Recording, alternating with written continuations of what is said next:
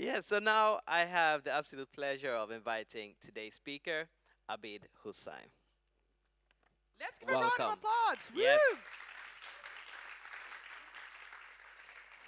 Woo! Abid Hussain is the Director of Diversity at Arts Council England, the National Development Agency for Art and Culture, leading the organization's work on equality, inclusion, and creative case for diversity.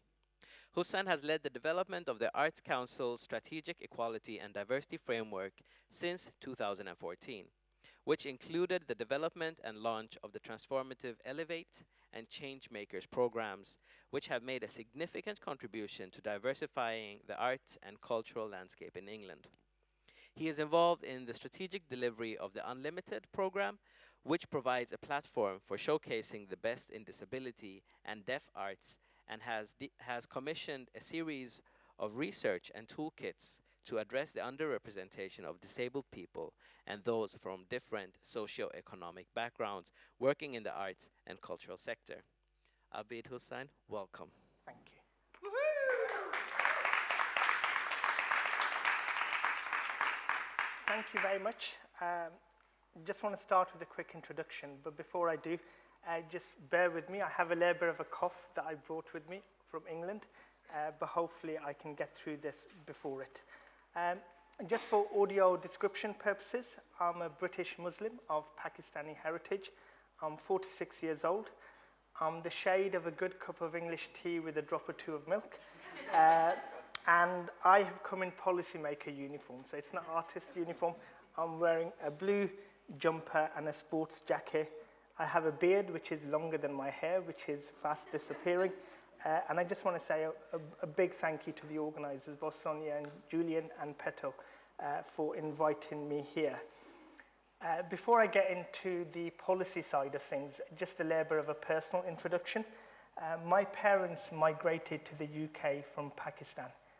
So my father came in the 60s, my mother came in the 70s. I was the first of my siblings to be born in the UK. I feel very British. I probably feel more Muslim than Pakistani just because of what's happening in wider society. And if I can be honest, I think my parents came to the UK to build a better life and to escape poverty. So I can resonate, I guess, with the experience of many people who come to Europe, both for security but for economic prosperity. And I guess the one thing that's different in the UK is a lot of the migration historically has come from the Commonwealth. So wherever the UK went, those communities are now coming to the UK. So that's the complexity of history that we also need to take into account. I'm a father to 3 daughters. They shape the way I think, they shape how I do things. I recognize they're growing up with much more privilege than I have, or I had when I was growing up, or my parents. But England today is very different to the England that my parents experienced. It's different to the England I've experienced. Cool. Just want to start by giving a little bit of background to Arts Council England. So we are the National Development Agency for Culture and Creativity. We have a direct relationship with our Department for Culture, Media and Sport. So I think it's quite interesting seeing how public bodies work with government agencies, and here in the UK we've recently had a shift in government from the Conservative Party to the Labour Party. We receive funding from 2 sources in England. So we get funding directly from the government, and we also get funding from the lottery. So we get about £446 million from the government and about 100 million from the lottery on an annual basis. We fund about 985 organizations on a regular basis. We also have a range of open access programs that people can apply to.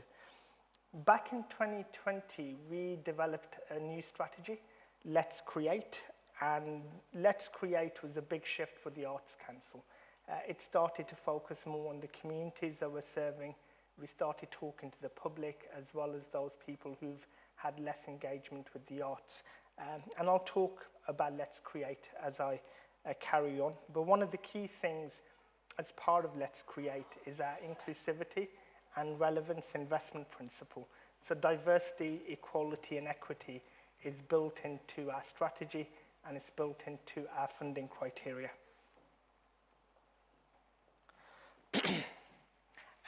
Just to kind of talk about the lottery funding for a second, because I think lottery funding works differently here in Iceland, but the Arts Council is a major beneficiary of lottery funding as well as the heritage sector. So lottery funding doesn't just go to sport, and it's a really important part of our work. When we develop policy, we recognize the funding comes from taxpayers and those people who play the lottery. So we fundamentally believe that the arts in England should reflect the diversity of the communities that invest in the arts. So that's at the heart of what we do. Just from an equity, diversity and inclusion perspective, we have a lot of legislation in the UK that informs some of our work. We have that relationship with the government, and the department that we work with is DCMS. We also have a set of equality objectives for the Arts Council, and one of those objectives is how do we distribute funding more equitably, and it's a recognition that historically funding has been distributed in a way that is unfair and doesn't address the diversity that we have in society. And I think we have to recognize that in many countries, including England, when the Arts Council was first set up, those organizations that got funding from the beginning have continued to get funding, and if you have that kind of system, newer organizations will face greater challenges, and that's part of the policy work that we're doing. Julian's already given a much better definition of equity, but I think it's very similar to what he said. It's responding to the barriers that people face and recognizing that not everybody gets the same opportunities. So equality is about treating everybody equally. One of the things that's really driven our policy work is recognizing sometimes there's greater barriers for some communities, so how can we begin to address those barriers? And we've done that through our policy making, we've done that through the development of a strategic funding program specifically targeted at Black, Asian, ethnically diverse and disabled audiences. Just a few reflections from me. Political trends globally, there's increasing nationalism. So whether you're in the south of the world or the north of the world, it's happening. We have to be able to adapt and pivot. As a policymaker, I try and remain neutral. Whichever government comes in, we try and work with them. We try and be led by the evidence. Some of the best success we've had in terms of becoming more equitable and diverse was during the previous government, and I hope we can continue that with the Labour government. I think there's a recognition that there is a decline in public investment, so that creates more challenges as people compete for funding. And if you want to bring new people in, where do you generate that funding? We do need to recognize, respect, and respond to difference. So not everybody will have the same perspectives. In England, we've done a lot of work around the social model of disability, recognizing that it's society that creates the barriers, and it's not about the disabled person. One of the things that always gets talked about when we talk about equity is excellence, innovation, and quality. At the heart of our work in England is if you do equality, diversity, and equity, you're not compromising on quality or innovation. And that's something that's really important. Many people will dispute that, and sometimes I think that can be to do with protecting what you already have. We also need to recognize that people face very different barriers depending on their backgrounds in terms of their identity. I remember having a conversation with my chief executive where I couldn't give him an example of the last time I experienced racism, but I could give him any number of examples when I've experienced Islamophobia. So I think it's recognizing sometimes hate and difference can manifest itself in very different ways. And in the world today, I think there's quite a lot that we need to think about in terms of anti-Semitism and Islamophobia in wider society. Part of my challenge, both to myself and everybody here today, is are we prepared to do things differently? And that comes back to what you were saying, Sonya. If you want to do things differently, you might have to be uncomfortable, you might have to let go of power, you might have to hear a viewpoint that's different to yours. And I think the last provocation on this slide is, what is the price for achieving equity? So it's easy to talk about equity. Doing equity is incredibly hard because people have to give up resources, or resources need to be redistributed. And I think that's the part where it can get challenging for the people that we work with. I'm going to skip through the next few slides. There's quite a lot of data, but we can make the slides available to colleagues here today, so more than happy to do that. One thing that really surprised me in a really positive way was actually the quality of data and evidence in Iceland around the population, which I think is really important, because I think data helps you make more effective policy, but that's just what the Icelandic population looks like.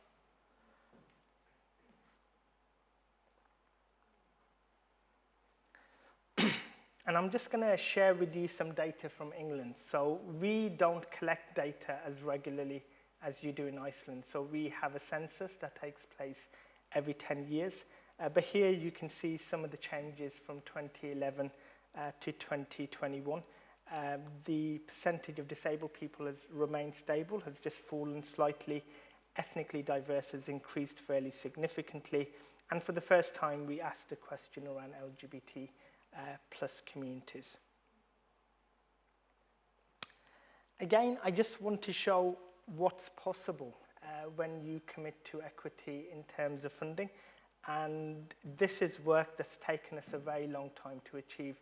So one thing I will share with you is the first policy paper that was ever written on equity in the arts in England was written in 1976. I wasn't even born. And I recognize that particularly the issues around migration are very different in Iceland. It's a much more recent phenomena. So you're probably starting at a different point with a different set of challenges.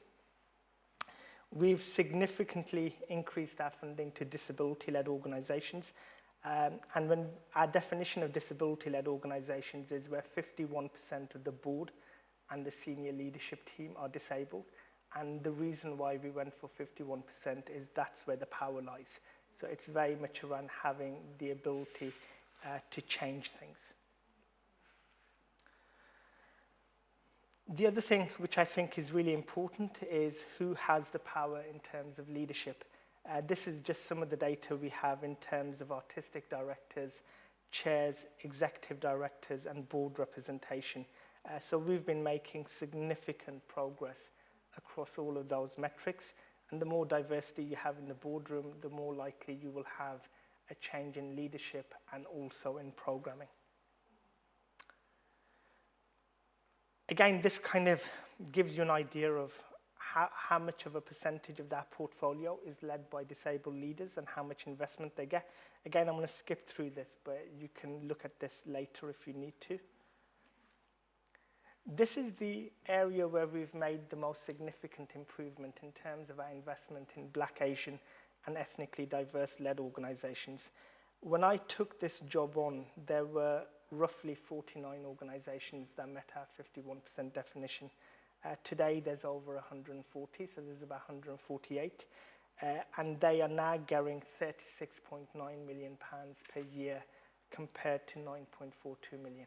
So I think for me, as a policymaker, to achieve equity is about who do you distribute that funding to, who do you kind of give that mandate to deliver the work they want to do.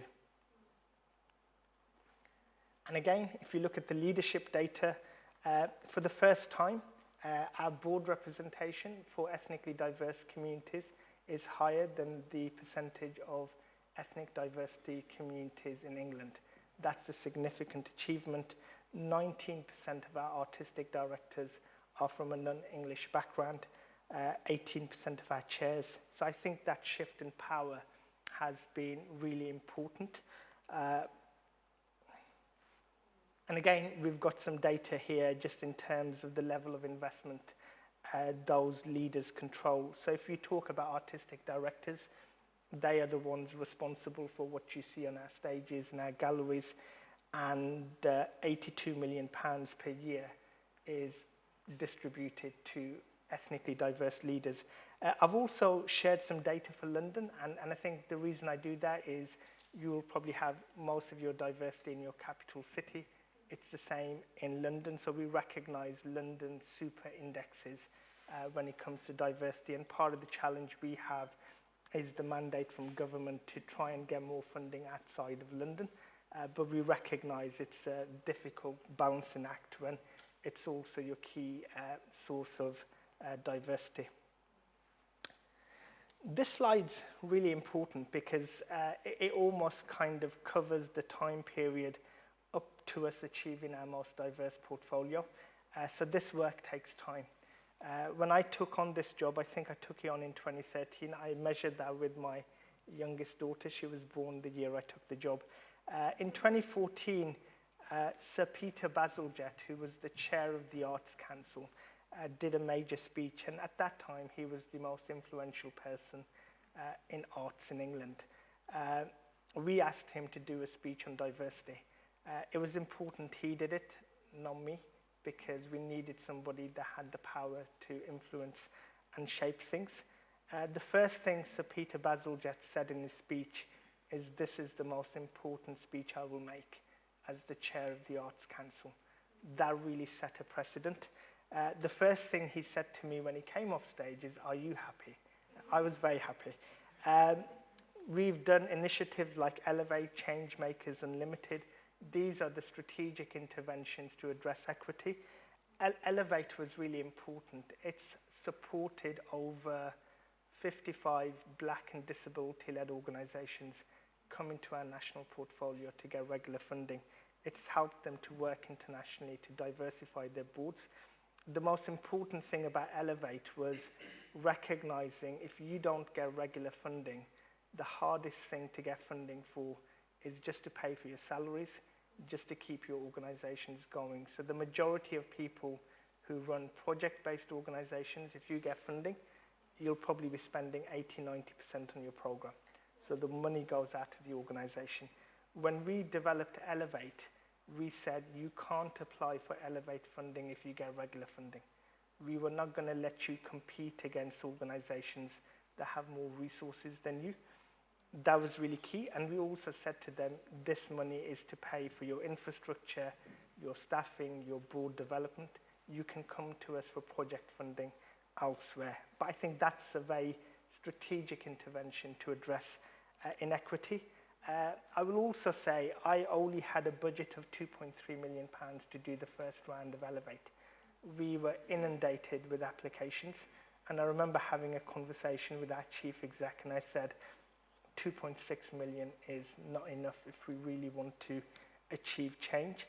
And our executive board just said, look through the applications, tell us what's fundable. We ended up investing 5.6 million. So it wasn't asking for a couple of 100,000 more. We doubled the budget, but that has allowed us to achieve some of the change that we've done.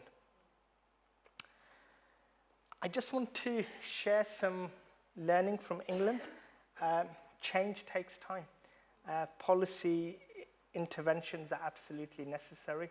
So whether your funders are at a municipality level, whether they're a more senior level or at a government level, policy interventions need to filter through.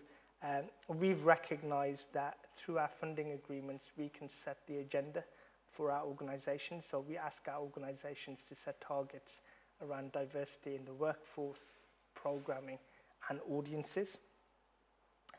A key bit of learning for me is change looks different across geography. So in capital cities versus rural cities, there's big differences in art form.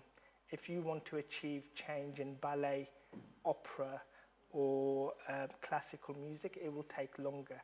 You need to invest in talent development.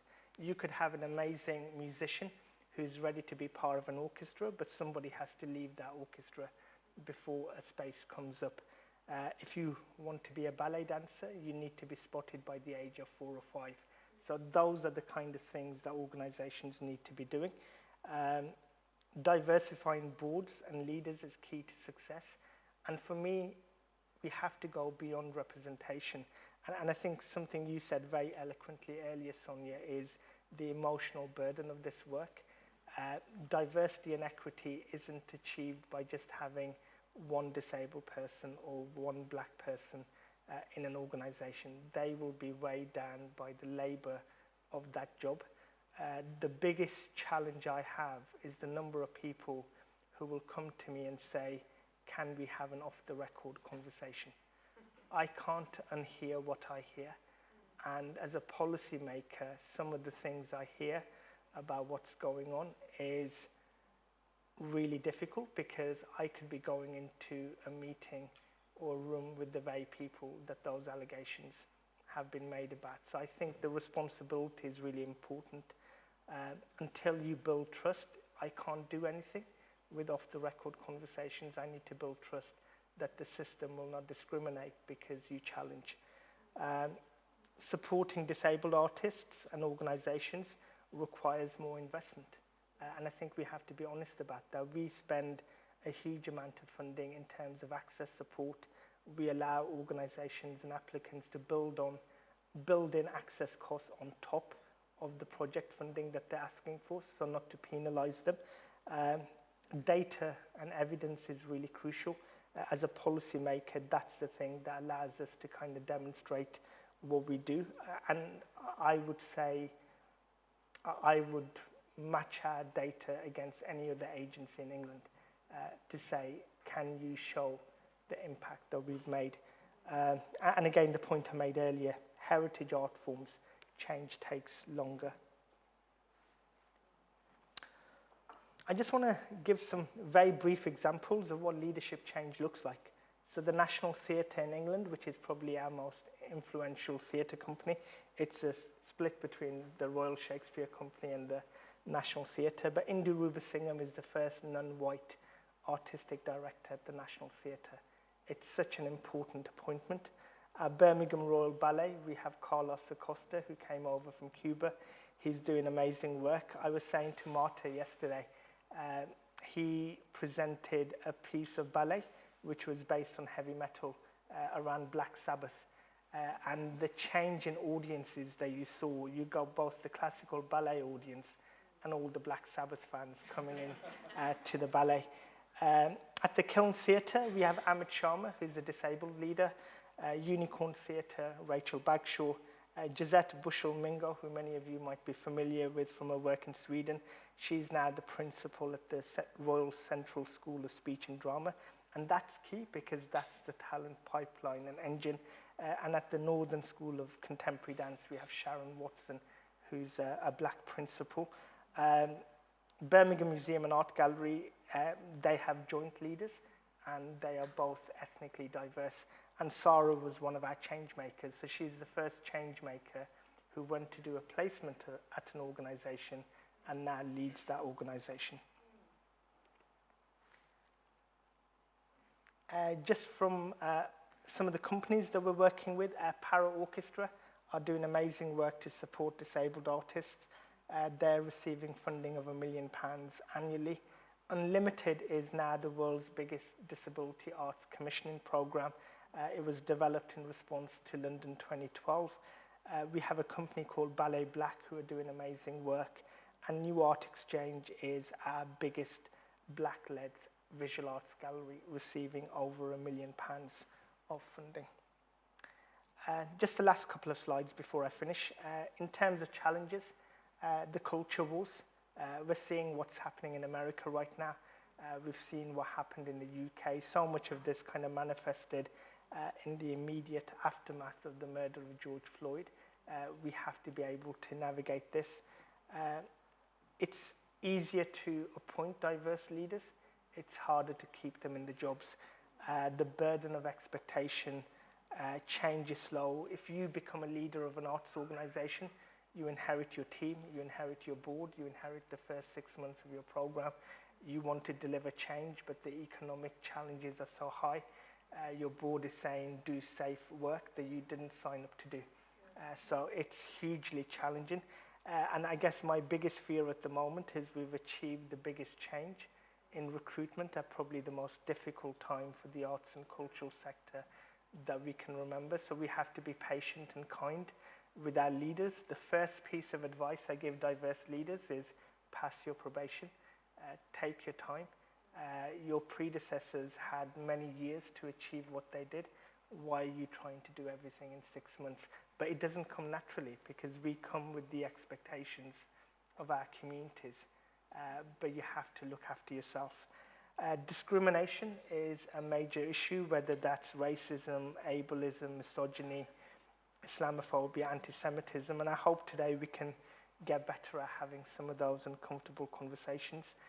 Be honest about the challenges that the system creates for disabled people, and we need to recognize that the funding landscape is becoming more challenging, and that doesn't encourage collaboration because you end up competing rather than collaborating, and that's something to think about. And my last slide, just in terms of things that you could do, invest in talent pathways to engage with underrepresented communities. And the challenge I will always give people is if you see people on the bus journey, if you see people walking on the street, do you see them in your auditoriums? Do you see them in your galleries? If you don't see them, why not? And what can you do differently? Diversify your boards. If you don't diversify your boards, you're not going to achieve the change you want to. Ring-fence funding for diversity initiatives. It's taken us 10 years to get to the point where we can do most of our work through open access programs. We're on to our third round of Elevate. That's a strategic intervention. So if you know diversity is an issue, you need to allocate funds. Work with schools, children and young people. I spoke earlier about my own journey. I'm the first generation born in the UK from my family. I've managed to get to a fairly prominent position in the arts, and that's just at a one generation level. I hope my daughters can surpass me and do it quicker than I could. Invest in leadership programs and not just training for leaders, giving them real experience. So many of our diverse leaders run project-based organizations or founder-led organizations. To move to an organization where you have to manage a major festival or a capital building requires different skills and experiences, and that's why we developed the Changemaker program, to give people the opportunity to address that gap in their CV. If you want change in funding and who gets funding, you need to incorporate diversity and equity into your funding criteria. The most important person that can drive that change is the funders. We've been able to do that. It's not always been popular. I've had to deal with a lot of criticism, but I'm happy to take it for the achievement that we've been able to make. Be open to change. I think so many of our institutions were established at a time when the world was very different. When the Arts Council was established in 1946, it was in response to the end of the Second World War. We wanted to uplift communities, we wanted to give them joy, but our communities look very different, but we're still funding in the way that we were funding decades ago. So let's become more inclusive and relevant to modern societies. Thank you very much.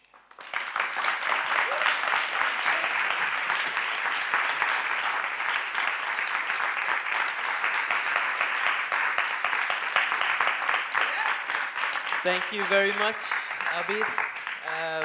We have a few minutes for questions.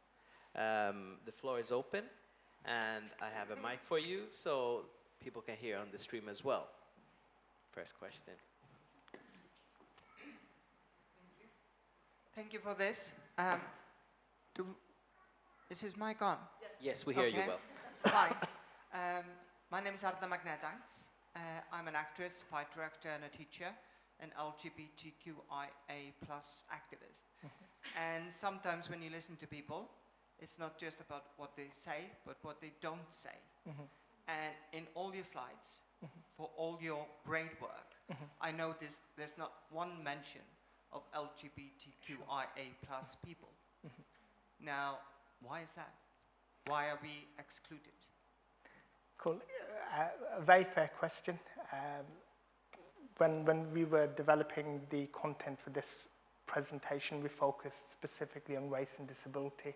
Happy to provide the data on LGBTQIA plus communities. And I think, interestingly, from all the work that we've done on our equality analysis, all the data we have, so we've got it all published.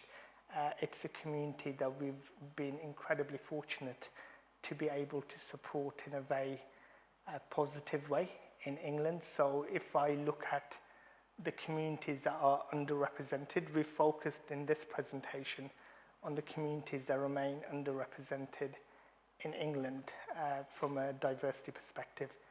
All of our data for our LGBTQIA plus data shows that we are delivering higher than the population data. So I think today's focus was primarily around those communities that remain underrepresented, but fully take on board the point that you're making.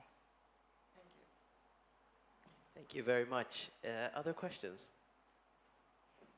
They can also be comments, thoughts. Yes.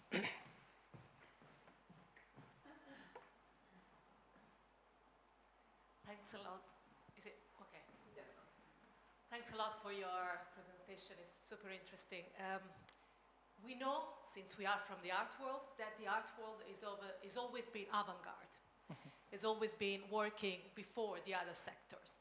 And that's why when people go to elections, they vote towards nationalism, repression. So how do arts world, how do we break the wall between what we are doing, or how do we overcome the bubble of the art world and actually start to work more closer to citizens, to normal people? And now this is something that I ask myself all the time, so that's why that's why I hope you can help me to find an answer. Yeah, So, no, it's a very good question, and I think when we developed the Let's Create strategy, we recognized we needed to talk to the public a little bit more. We have a program in England called Creative People and Places, and it was a strategic intervention that we've made where we recognized, based on our data, which parts of the country arts engagement was at the lowest. So it's quite often in lower socioeconomic backgrounds, working class communities who quite often feel the arts is not for them. So this program was designed to kind of say, how can artists and local communities and residents work together, where an individual can come up to an artist and an arts organization and say, I don't understand why you do what you do. I think the other part is what I was talking about in terms of leadership and representation. It's very easy to sometimes program to your own tastes, to program for the industry or your peers. And certainly that could happen in visual arts, it can happen in dance, music.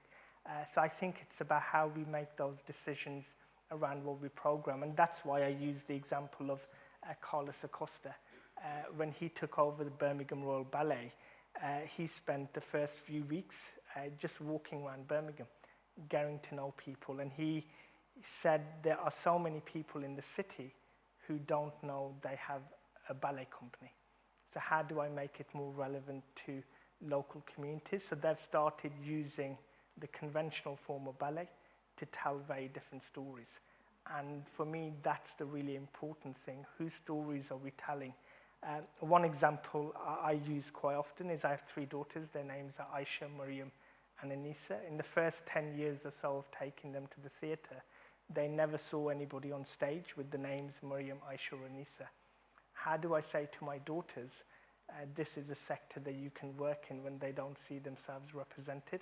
And it's so easy for a theatre maker or a director just to change the name of somebody on the stage. So I think it's about changing the way we make decisions and reminding ourselves of where the funding comes from in the first place. Thank you very much. We have another question here. Hello, thank you so much for a fantastic lecture and inspiring. My name is Margaret, I'm a visual artist. I wanted to ask about education at different levels, and because we've been having a big conversation in Iceland about it's very important for people here to be able to access art education on different levels. A part of that is in university level. How have you been tackling that? What is happening in the UK? Do you have like an open space in your universities for example, disabled person, people with intellectual disability? And are you working towards that? Yes, I think children and young people and work around education is a really key part of our work at the Arts Council. So alongside diversity, it's one of our key cross-cutting areas. I think based on what's been happening in the UK recently, sometimes arts curriculum subjects have probably not had the prominence that they've had or have been deprioritized. So I think sometimes government priorities can be more around science, technology, and some of the sectors that they think they need that workforce for. But I always say to create great places to live where people want to work and settle, you also need great art and culture. So from an Arts Council perspective, we've done a lot of work, and part of Let's Create was to say every child, irrespective of their background or starting point, should have the opportunity to experience and engage the arts. We're recognizing some of that needs to happen outside of the curriculum because the budget pressures don't always allow schools to do the things they want. Then there is the challenge that if you do it outside of the school, it can create an economic challenge. So if you can't afford to send your children to those opportunities, what happens? And certainly from our experience in the UK, whether it's from a disability perspective or ethnically diverse perspective, sometimes, so certainly with my generation, my parents came here because they wanted better economic security. They weren't encouraging us to be artists because they recognize it's not income that could be relied on at times. And for us to change that, to make the arts a more attractive kind of sector. So recognizing many people might study something and then come back and want to do the work that they really want to do. But it's something that continues to be a challenge. And I think it comes back down to resources, where those opportunities are, and it will vary depending on the art form and the discipline. Thank you. What about like higher education and accessibility for young adults into studying art? Yes, I think from an access perspective to university, again, it will vary depending on the university and the courses, but there is a good system of support available for students that will have access requirements. But I think it's just recognizing that there will still be some barriers that need to be addressed, and that's why the social model of disability is so crucial. Thank you very much, Abid. Unfortunately, we couldn't take any more questions due to our time, but we have time during the breaks to discuss with our friends. Thank you so much. Let's give Abid one more round of applause.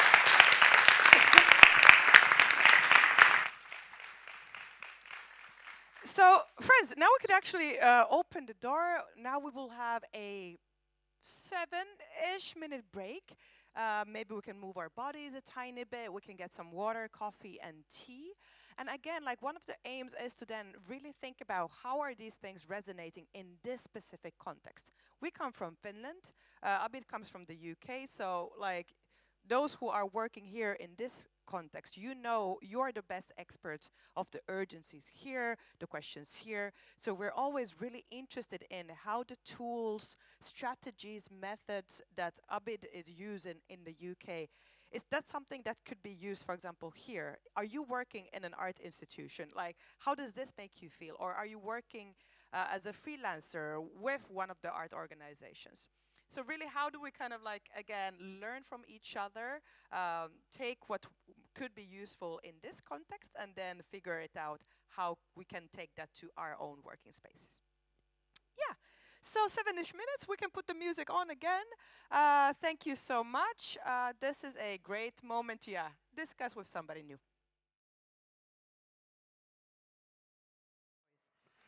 Friends, welcome back to our seminar towards equity in arts. I'm still Sonya Lindfors, and now we will move on to the panel discussion and Q&A on the topic Horizons of the Future. Yes, Julian's still making his way. No worries, no hurries. Here we are. So we had a lovely conversation already yesterday. As a preparation, and we have prepared some questions, and I have prepared some structure, but we will try to make it as unofficial and relaxed as possible. And friends, if there's questions that come up already during the conversation, please write them down, because as with Abid, we will try to then have your questions and like have your knowledge also as a part of the panel discussion. We were a little bit just talking about the title of the panel, that it is very ambitious, too ambitious, as is the whole seminar title, Towards Equity in Arts. So again, there we also recognize that we are bound to fail. We cannot discuss equity in art from 1 to 10 to 3 and then have it all done. This is a tiny beginning. So we are hoping that, at least myself, I will be working with these topics for the rest of our lives, and we're hoping that this is a beginning of a fruitful collaboration where we will go deeper and further and learn from each other. Yes, but now I have the absolute pleasure to introduce our panelists. So we have here Miriam, Petra, Ómarsdóttir, Awad. We can have tiny applause in the middle, yes. Kristín, Loftsdóttir. And Julian, Owusu. And maybe instead of talking about the horizons of the future already, we're kind of like focusing on the pre-step. What do we need to work on in order to, for example, invite people in from different contexts and backgrounds and hold that space for diversity and equity? So there's kind of like a lot of pre-work that needs to be done, and I think we're at least starting from that. Hopefully we will get at the end to the horizons of the future, but at least we will start from the preparational steps. But I wanted to start with just inviting you to shortly introduce yourself, so maybe names and pronouns, a short visual description, and then what are you busy with, but in a short way, not like, oh, you can't tell everything, but maybe like shortly, what are you currently busy with? And Miriam, would you like to start? Yeah, I can start. So my name is Miriam Petra Ómarsdóttir Awad. My pronouns are she, her. And for the short visual description, I have dark curly hair that I've put up in a clip. I'm wearing a green dress with white flowers. My skin is, I think, olive. I never know how to define my skin color. I just know it's not white. And I have pink glasses, and I'm wearing white stockings. What I'm busy with, I work at the Icelandic National Agency for Erasmus+, which keeps me occupied on a daily basis, but as a side gig, I make presentations to mainly schools and youth clubs about prejudice, racism, and cultural prejudice in Iceland. Yeah, so this is me. Yeah. Thank you. Kristín, would you like to continue? Yes. So my pronouns are she, her, and I have light skin, and I'm wearing also green, but like a moss green clothing. I have blue, grayish eyes. One is kind of green still, so they're not quite symmetrical. I'm not a very symmetrical person, so I wouldn't be very good for dancing, actually. And I also have my hair in a clip, like Miriam. We didn't speak in advance still. And I work as a professor of anthropology at the University of Iceland. And my current research is focusing on racialization of mobility, but still also focusing on various other intersecting forms of discrimination. Because of course, racialization has also been concerned with sexuality, gender, class. You have to take these into consideration if you focus on racialization. And another, or should I stop? You can stop. We will continue. This is maybe already going to the conversation. Yes, okay. And Sorry. also to Kristín and everybody else, anybody can be a dancer. No worries, you don't have to be symmetrical. I for sure am not. So I think we are thinking about this, that everybody can dance, anybody can be a dancer, and maybe that is one of the aims also of the day. Thank you. And then after Julian, maybe I'm like, am I blocking? I'm like looking at Petra, like, am I blocking Julian? Let me just, Thank you. like, not to be here, let me just move a little bit to the side so you can also see. Yeah. Julian, go ahead. Yeah, so I'm still Julian Owusu, go by the pronouns he, him, still wearing a black shirt, hair braided in cornrows, and multicolored pants. I work with hip-hop from the context of hip-hop, mostly. I teach. I also teach in the University of Arts in the Theatre Academy in Helsinki. My work is based a lot around community building, with different projects, also my own artistic projects. But I work with the thesis of never having to do anything alone and always trying to think of how to get other people in to join me with my work. And whenever I get a spot, I try to share it. So that is sort of the base of my artistic practice. And it's also what gives my work its richness. Everything is better when done together, I feel, and that is the way I work. Thank you, Julian. I think we came up with the title, How to Host Equity, Diversity, or Complexity, a little bit because of what UrbanApa is busy with. I think for us, one of the biggest questions is how to hold space for diversity. So for people that come from different contexts and backgrounds, different gender identities, abilities, how do we hold that space? How do we actually kind of like create a space where people can feel welcome, makers from different backgrounds can feel that they have the right and the possibility and the freedom to work in different ways. And what does it mean for the institution? How do we have to change? Like, we can't anymore think like, okay, we have these structures and the same structures work for everybody. And I think this has been my challenge a lot in the Finnish art field. We talked about our experiences.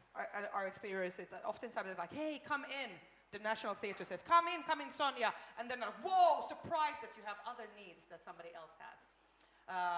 And I think we need to prepare, but in order to prepare, we need to have these conversations. And as a preparatory conversations, like, I just want to, like, I think many here present will already know why we need equity and diversity, but maybe it is still good and important to state it out loud. That why is equity and diversity a value? Why do we need it in the arts? And I wanted to like start with Miriam because you work as a consultant, also centralizing questions around inclusion, diversity, and equity. Why is equity and diversity something that we should strive for in the arts, or in society as a whole? Yeah, in society in general. So it would be very easy for me to say it's the right thing to do, which it is, of course. But from a pragmatic societal perspective, I guess if you look at the other side of inclusion, for example, that is exclusion. And when people feel excluded, there is something that goes on in our like natural reaction from our like very, very old human ways when we were all living in tribes and the tribe was protecting us. So the sense of having to belong is, or being excluded from the group we want to belong is actually dangerous. So it triggers a sense of being in danger. So from a societal perspective, if a group of people is being excluded in many ways or shapes, whether it is in the art or just from a societal different layers perspective, it is bad for society because we have people who are feeling anxiety, they are feeling lack of drive or motivation, they are afraid, and when people are feeling like that, they will not be as active participants in society.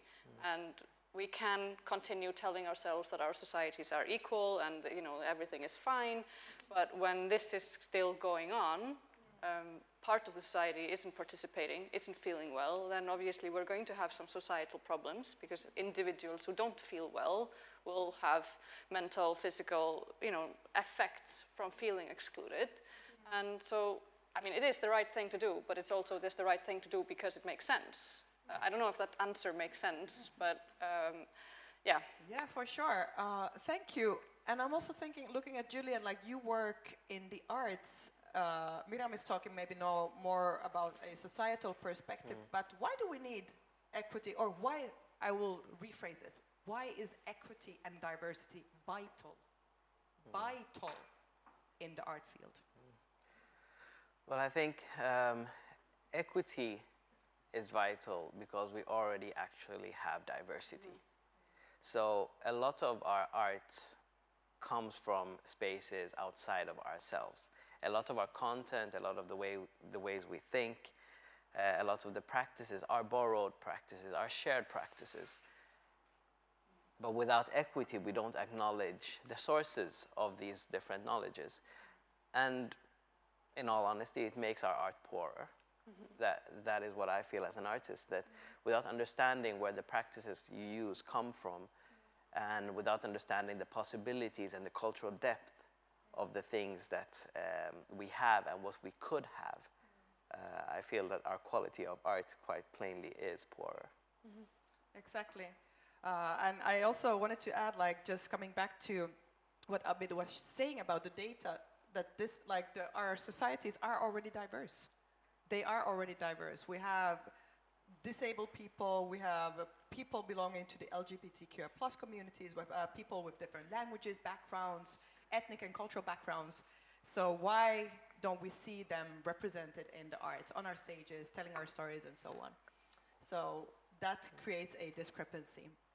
But yeah, so now that we have established that we need equity and diversity, then maybe it's just good to name, like, from your perspectives, what keeps us from reaching a more equitable or diverse art field or a society? Like, again, this is probably somebody's whole research, whole life's work. So we're going to fail in this, but maybe it's just, again, good to name something so we get some kind of like background from which we can start to dream further. And Kristín, yeah, you are a scholar, you're a professor, you're a researcher. From an intersectional perspective, it is crucial to start from oppressive structures, norms and histories and their impact on our lives. So Kristín, you have written an impressive body of work around, for example, racism in the Icelandic context. Could you explain to us what is Nordic exceptionalism and why is it so hard to talk about, for example, racism or equity in general in the Icelandic context? Yes, just starting with the concept Nordic exceptionalism, that concept has been quite useful for scholars to capture both the internal conceptualization of the Nordic countries, but also an external view of the Nordic countries as more kind of equal, lacking biases, and somehow inherently just better than other countries in terms of having less biases and yeah, as an inherent property. And some of the foundation of this perception is that the Nordic countries didn't have a colonial history or didn't have a colonial entanglement, which is of course not correct at all, just to kind of emphasize that. And this makes, translates into the present that things that would be racist in other countries, for example, are not racist in the Nordic context. So it makes it easier for many people living in the Nordic countries to say, well, this doesn't really apply here. You can say these things in the Nordic countries because this is not really, racism. And of course, this applies also to a lot of other prejudicism, that things are just different here in the Nordic countries. We are more innocent than other countries.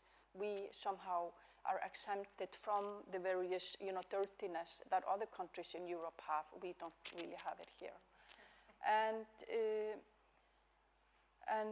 so Nordic exceptionalism can be quite useful to understand some of the processes that we see ongoing. But of course, we can also take the concept too. It's useful as a tool. We cannot still take it too far. And some of the processes that we see also here, we can also detect in other countries. But in relation to your second question, why is it so difficult? To some extent, some of it can be, when you live in a country where people are not somehow willing to face the fact that they have been breathing a lot of racist ideas like people have elsewhere in Europe, it's more difficult to engage in conversation about racism, and people who are socially classified as white, as myself, it's more difficult for them to face that they have been benefiting from white privileges in their own country and also outside of their own country. It makes the whole conversation more difficult. And also, so it can be also a painful discussion, because also many of the things, like here in Iceland, they relate to the past, particular imagination of the past.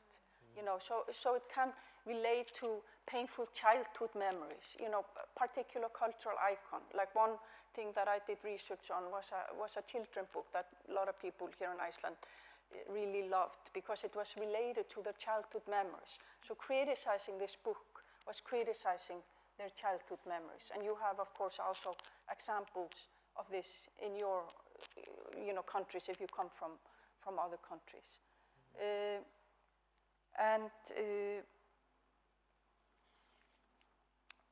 And of course, and what I also wanted to say that, and I think, for the last few years, the discussion also about racism in particular has also moved very much away from racism being about personal opinions. But we see that very often reduced to matters of personal opinions. It's about structural issues. And that is also something that I think it's a more difficult conversation for many people to understand and take. Thank you so much, Kristín. I want to kind of continue from this discrepancy, because I do recognize this Nordic exceptionalism in Finland as well. We tend to have, in Finland, this story that we were the underdogs because we were under Swedish rule and then we were under Russian rule. So we cannot be, racist or sexist or homophobe or transphobe because we were the underdogs, we were the oppressed. So sometimes that makes it really hard to have these conversations. And I'm again, you work in schools, in communities, Miriam, with these topics. I'm really interested in your insight of this discrepancy, the kind of image of, hey, we're so open-minded and equal, and hey, everybody can come, but then actually the reaction can be totally the opposite. Or then something that I also recognize in the art field is that, hey, we have this fantasy of inviting everybody in, but then we're not willing to actually do the labor, the emotional, physical, the labor that is necessary. We don't want to actually put the resources. We just kind of open the doors and say hey, everybody's welcome. Oh, you see, they didn't come. They didn't come, they don't want to be here. So I'm kind of just interested in this, the friction or the discrepancy of the fantasy, hey, we're good people, and then the actual realities. Yeah, from a personal perspective, I don't know how many times when I was younger, even my mom, who is Icelandic, would just tell me when I was complaining about prejudiced things that happened to me, that I should just, don't pay attention to it, these people are just crazy. So I was just supposed to kind of look at everyone as crazy people, even though they were my teachers or kids at school, they were just all crazy. So instead of just sitting down with me and trying to understand what was happening to me, she just didn't have the capacity to even decipher that her child, who has a Middle Eastern father, is being discriminated against. And I think this really kind of speaks out to what Kristín was saying, is that people just, they don't comprehend it, they don't have the tools to even comprehend it, and they think it is not that serious because they haven't lived it on their own skin. And I see this a lot when I go to schools, and I've had very many interesting conversations with the students after doing my presentation, I don't know if I mentioned it earlier. I'm the inclusion officer at the national agency, so I'm not always just talking about race and cultural prejudice, but also just inclusion from a wider perspective. And it is very interesting to talk about it with teenagers, because they know it makes sense to be inclusive most of the time. They just don't have the words and the tools to express it. And very often after my presentations, they'll come up to me and start telling me about like this happened and that happened and this happened here at school. And you have all of this kind of, you put children into the situation where they are spending most of their days with grown-up people who are supposed to be their role models. And these grown-up people are still maintaining ideas. They are okay with the stuff that they are learning at school being either racist or misogynist or transphobe or homophobe, or they're just kind of like, well, the kids probably know better because we're such an equal society, but they never take the conversation. So basically. And I've even had teachers come to me, asking to have a presentation about racism because students were complaining that the teacher was using the N-word. Like he was reading it from a literary novel, an old literary novel that I think should just not be read anymore. But the whole point of the meeting started to evolve around, I was supposed to tell them, the young people, that it was okay that the teacher was saying that. And for me, I was just like, am I in some kind of bizarro world? Because there you have grown-ups who are supposed to be the educated ones, and the discrepancy comes from there. There is this whole disconnect from the people, even young kids who are not experiencing the exact same things we're talking about. Yeah.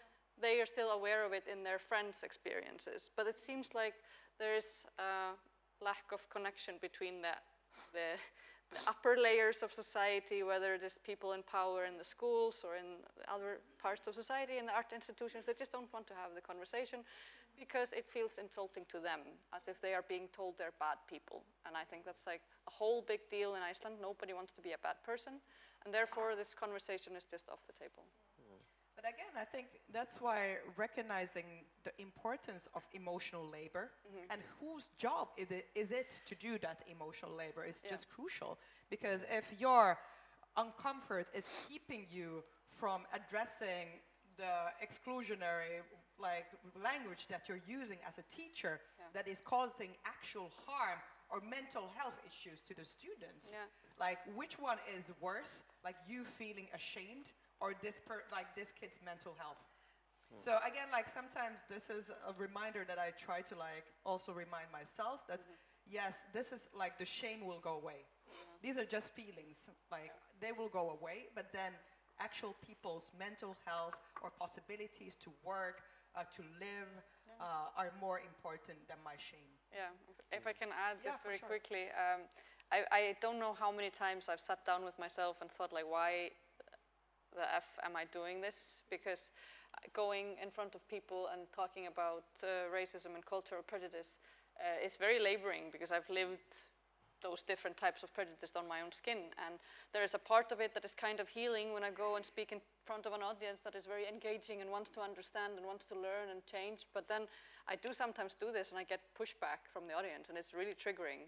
And sometimes I think why am I doing it? And the only thing that this comes in my mind is that maybe there's a young person somewhere that benefits from it, because I didn't have anyone saying this myself, but I just wish that it was an emotional labor that more people would take on. Wow, thank you. This is kind of bridging the next question already, because I wanted to talk about freedom and responsibility. This is I had an artist talk on Friday, and this is also something that I brought up, that in the Finnish context there has been a lot of conversation around freedom during the past 4 years, I would say. A lot of oftentimes established, older, white, cis, straight, oftentimes men have come up in the newspaper and say that, okay, diversity, equity, intersectional feminism is restricting their artistic freedom, that this is bad for the art. But then, who's coming back to whatever, for example, what are you saying? Are we looking for freedom to or freedom from? Do you, Miriam, have the freedom to just exist without discrimination? And whose freedom, what freedom is more important? The freedom to have blackface or do farces that are very homophobic, or the freedom of the audience member to go to theater and not fear for discrimination there. So I want to ask Julian, your insight kind of like in this question of freedom and responsibility, because I think that's also something that you have been really busy with in your own work with different communities. What is the relation of these two, like freedom of art or freedom of art institution and the responsibility? Could you share your insight? Yeah, I think often when we talk about freedom, we might not be talking about the same things. So the freedom of expression and the freedom to share whatever you have and to relate to others, that I feel is very important in art. But what often is spoken about, or what actually is being spoken about when we're talking about freedom of art, is freedom from consequence. So it's also like freedom from context. So it's the assumption that art happens in a vacuum, that I can create anything and I have no responsibility on how it is taken or how it affects anybody who witnesses it. And I don't have responsibility to understand the context in which I am in. And I think that's like the problematics of the word freedom. When you think of freedom as a communal thing or as a collective thing, then freedom becomes also responsibility, that everything you do has to enable someone else's freedom as well. But when you think of it as an individual thing, so maybe there we also come to the question of individualism, that if I only think about myself, freedom means a very different thing than when I think about freedom for a community or for a collective or for whoever shares the space with me.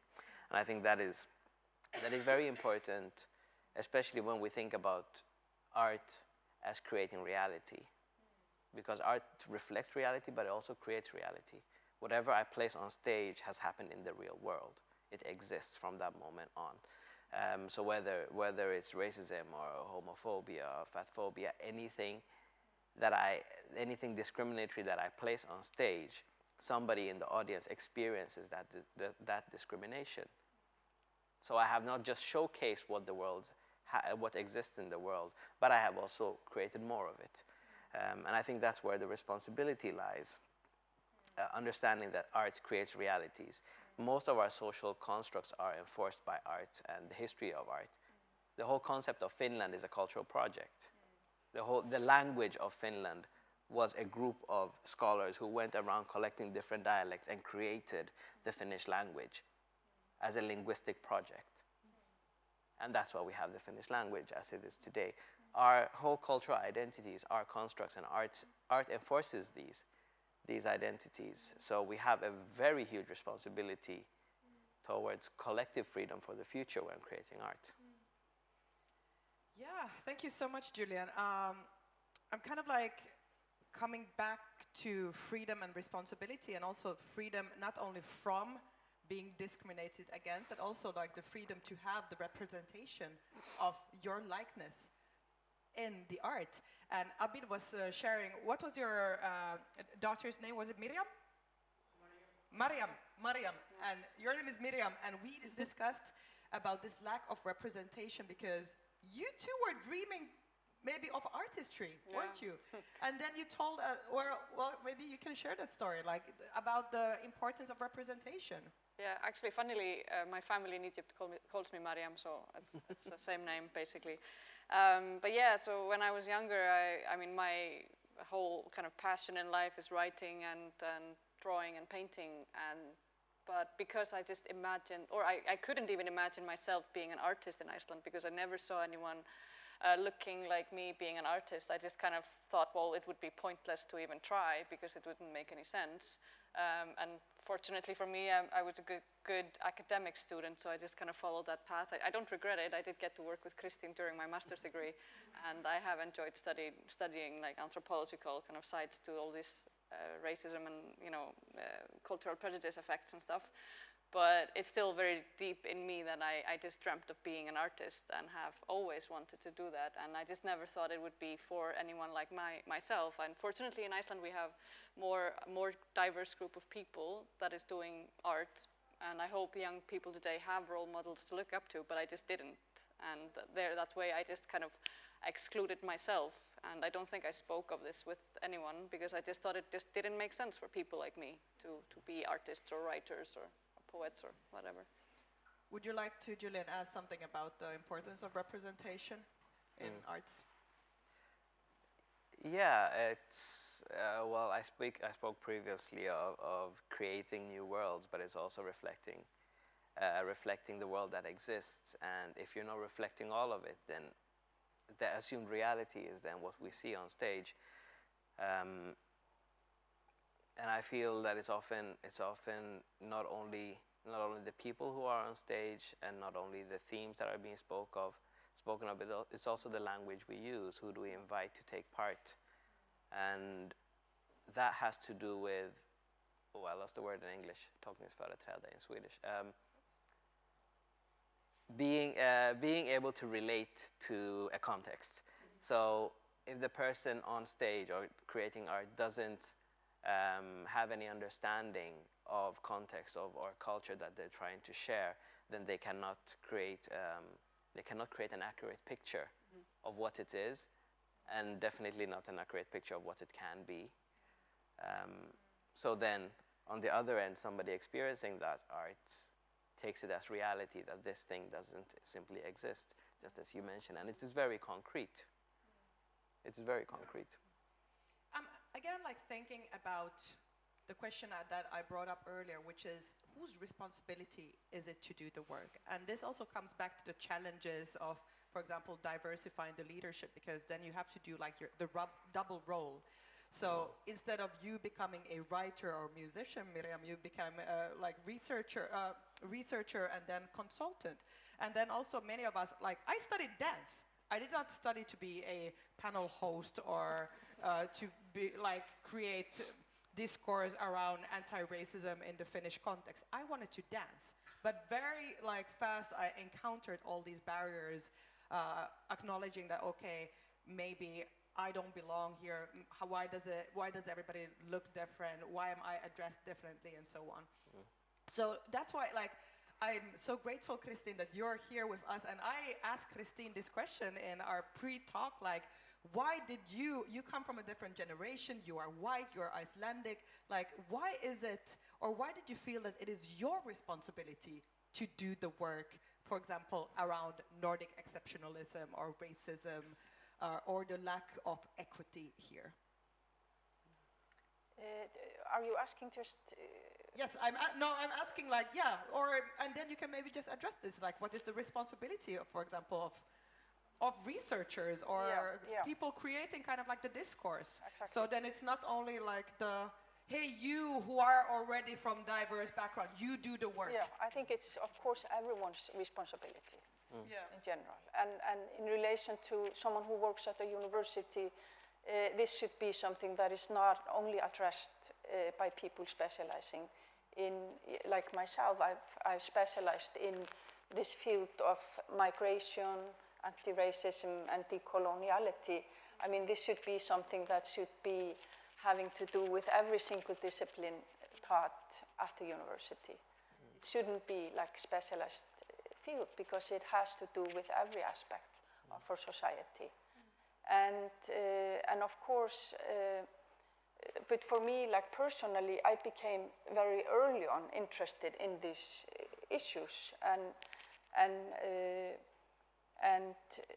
this is something that I had, passion for, being brought up in Iceland, since I was a child, and I think it had to do with that. I just saw that there was just something wrong. There was a lot of, racist talk, a lot of homophobia and sexism in my society. And later I saw, as an academic, this concept by Sarah Ahmed, joy killer. And it just kind of helped to capture, the sense of my smaller self, which was often, said very unpopular things, not really, lifting up my social status as a teenager, for example. So it would have been useful to know that concept when I was a teenager. But I think, also, I think as a scholar, you have, everyone has a responsibility in society to make a better society where everyone gets get opportunity to be who they want to be. But I think when you work in a university, you have a big responsibility, because like here in Iceland, universities, they have a lot of trust in society. So I think we who work in a university setting, we really have to, look at ourselves and think about, what we are saying and intervene in different discourses. And kind of like listening to you, I'm also thinking that it is important to voice out that this is competence. That's why it's not like, hey, Miriam, you can do consultancy because you're a brown person. No, that people have studied and or written and stayed with these questions for sometimes decades. Mm-hmm. So then again, I'm thinking like this is the competence that everybody, all of us who are working in art and culture need in a diversifying society. Mm-hmm. And also that the work isn't just on the ones that are oppressed, that, hey, please do that work, and also could be nice if you could dance a little bit as well. But also that we really need to share that load of working towards equity more equitably. Yeah. Thank you. I wanted to little by little go maybe to our last part, which is sharing some tools. I'm a very pragmatic person. I'm always really interested in your concrete tools. Theory is theory, and it's also super important and amazing, but then what do you actually do when you go back to your working station? Who is there? You have a board meeting. Who is there? Who is not there? Why are they not there? You start curating your next festival, Petra. What do you, what do you concretely think about? How do you start to budget for access, for equity, for diversity? What are the really concrete tools? And I want to start with Miriam. You work in educational settings, you work with schools, you do consultancy. What kind of tools do you have that you share with those communities that you are working with? Well, one thing we were instructed to do at the National Agency for Erasmus Plus was to make an inclusion strategy, or inclusion policy. And it's in the context of Erasmus grants, so that the grants or projects that are getting grants from us they're supposed to take inclusion into account. And I volunteered to be the inclusion officer, and I took this role quite seriously, but it also involved a lot of self-educating, because I don't know all of the different aspects of discrimination. I just know very personally some parts of it. And the best tool or suggestion I can give to people is to kind of look at it, start with yourself. What do you know and you don't know? What kind of experiences have you not really looked into, because they're not the ones that are touching on your own life. And we have done an inclusion policy, which I would recommend for anyone working in any field to do, because I look at a lot of the policies of the schools, for example, in Iceland, which are all equality, respect, all these fancy words, but then there's very little discussion on actual discrimination in them. We don't want bullying, but okay, but if the bullying is based on race, gender identity, there's not often anything that catches that.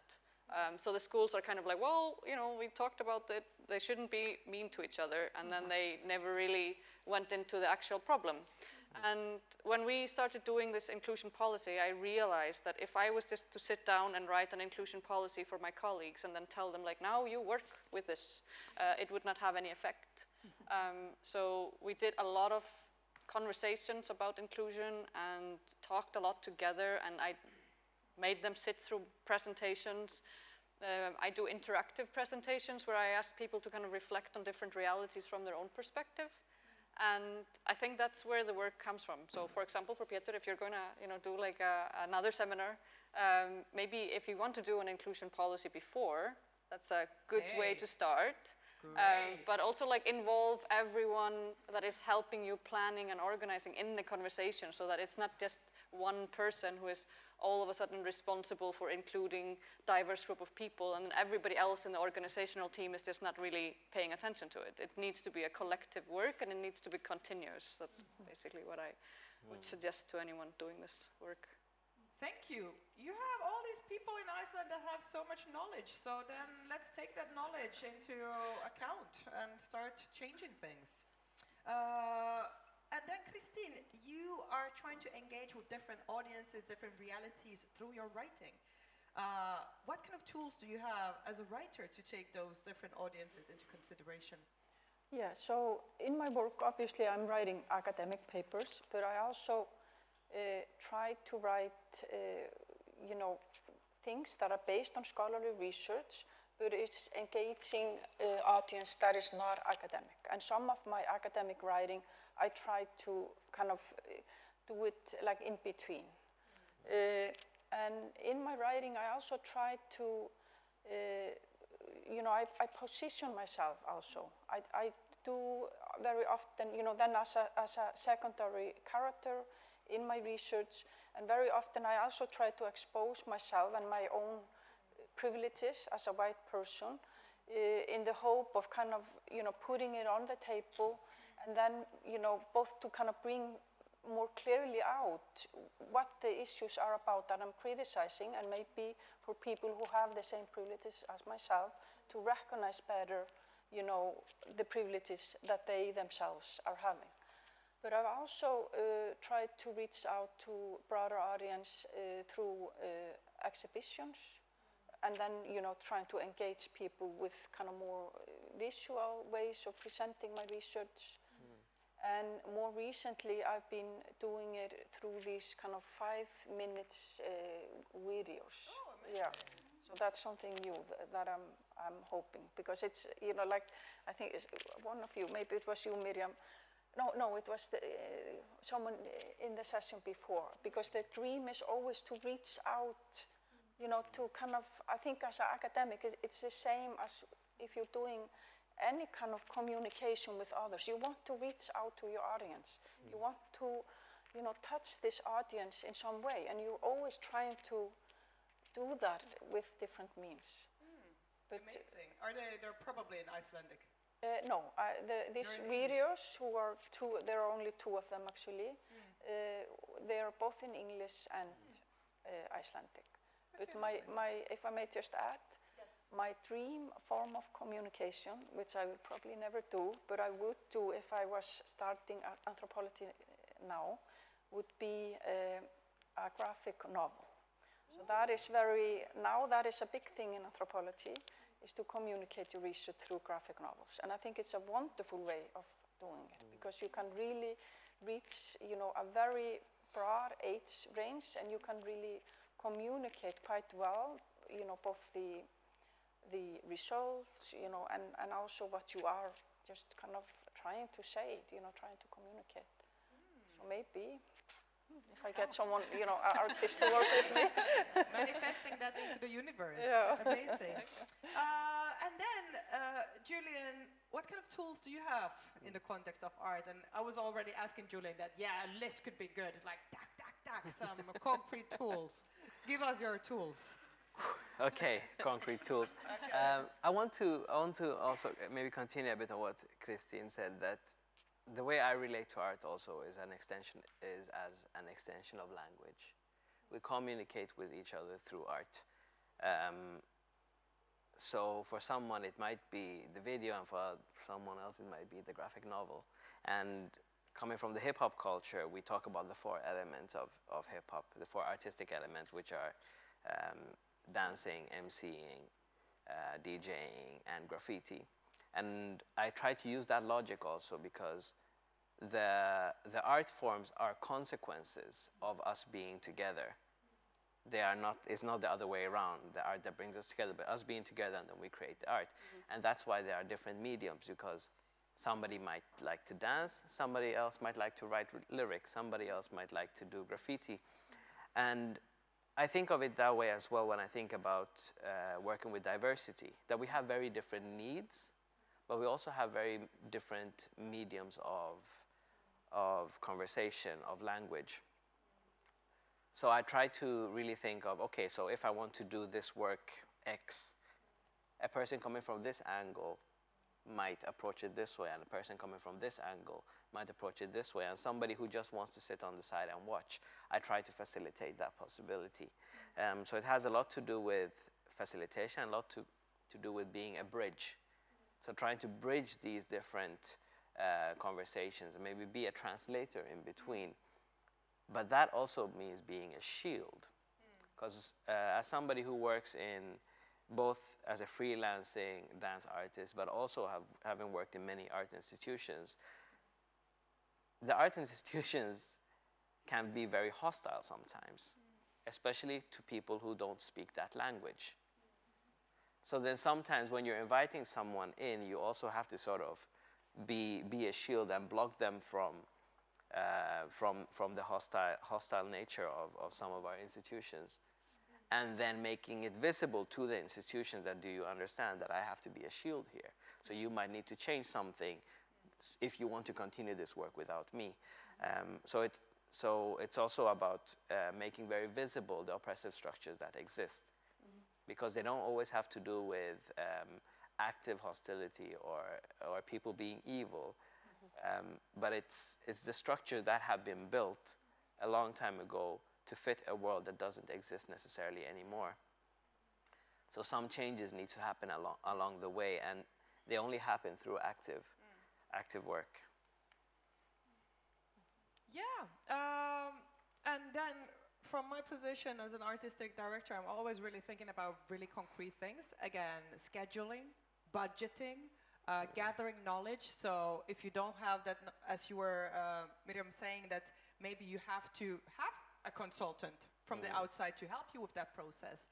And then, of course, looking at the people that you're working with, both artists, but then also your own team. Like, what is the knowledge, and again, I think it's not only about, for example, representation. That representation itself isn't enough, that you actually also need the knowledge, you need the tools, and maybe that's one of the reasons that we are now today in this seminar, that we're trying to like share the tools that we have.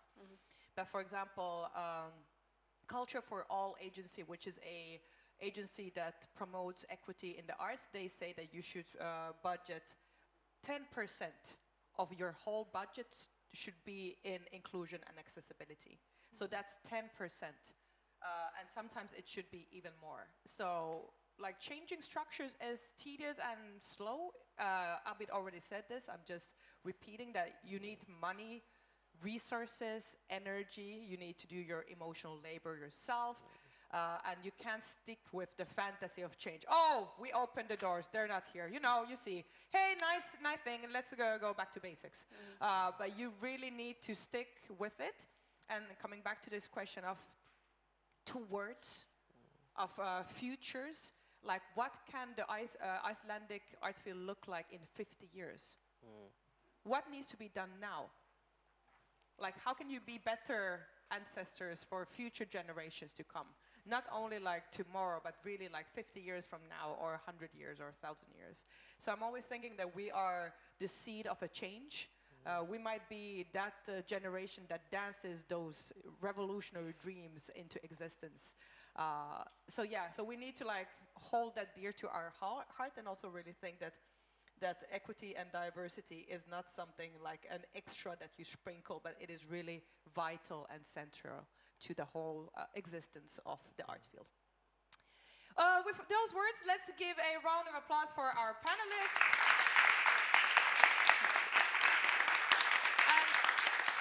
Friends, I'm wondering we will have time for some questions. If there is somebody already that has something on their mind that they would like to ask our lovely panelists. Oh, thank you. Hi, my name is Lilia. I'm also doing a live stream here on Instagram. Thank you. This is actually a question I had for Abid, but I think it's you can absolutely answer it as well. And it's about, you know, when you're doing inclusivity work, and Abid mentioned this diversification of board members, and I think that's so important. But in experience, and you probably have some experience in this too, you can meet some resistance. People become like insecure of what they are losing, or like kind of want to hold on to something that they have been having for a long time. So yeah, I'm just curious to hear your thoughts about how to navigate that, and if you have any strategies or like tools to work through that. Yeah. Would you like to continue? Yeah, what came to my mind is this thought of like, okay, it's not enough to just diversify the board. You might diversify the board, but also get somebody else in to come and speak to the board. So it's not just a diverse person on the board that has to kind of push for diversity and inclusion, but that to kind of, I don't know, have this conversation on, and even if it's just to get like somebody to come in with a basic presentation about like why diversity is like, I don't know, profitable. I don't like that idea, but there's, in the field of business, they always talk about like, when there's diversity, there's more creativity. And I mean, I think this speaks for itself, but sometimes the people just need to hear it from somebody else other than the person that is the one diverse person on the board. So it cannot stop with just diversifying the board. It just has to be a bigger push, and hopefully taking baby steps even into kind of making the change, because often I feel like when we're trying to do everything all at once, we get more resistance than if we do smaller things, and then we kind of try to monitor the good things that come out of it. Because I mean, I think even in Icelandic society, you've just seen the changes in the recent years in the art field, like in more representation, but it just has taken very long. But at least it's moving, and hopefully with the like really good representations that we've had now. In recent films, for example, I'm looking at Arna here, but this is something that I would never have imagined a few years ago, and I'm hoping that this will be an inspiration for others to continue and seeing like, oh, okay, but this made sense, So I think diversifying the board is not enough. We need to like help the board in some way to diversify their minds, not only like tokenize one person that just sits on the board and gets told no all the time. I don't know if that makes sense. Julian, do you want to? I can shortly also. Just throw in just before, like and totally not like just like tokenism in the board, but just even the conversation of starting to address this problem can bring up a lot of insecurities, and people like want to hold on to something that they, That's why I say I think it's good to have like outside presentations or something like workshops with the board for them just to understand different realities or just different ways of thinking and approaches. So it's not just on the shoulders of that diverse person to try to educate their colleagues. Yeah, I just want to add that it is, once again, making visible the structures that exist. Here in the Western world, most of our power is derived from colonial structure.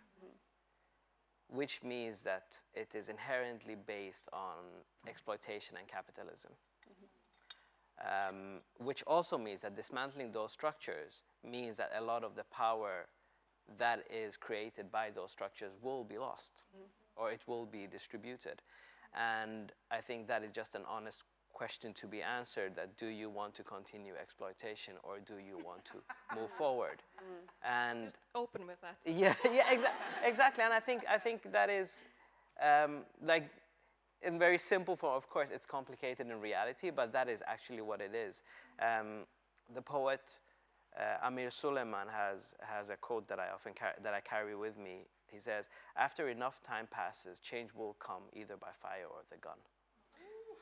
So it's either that we work towards this, or it will work towards us eventually.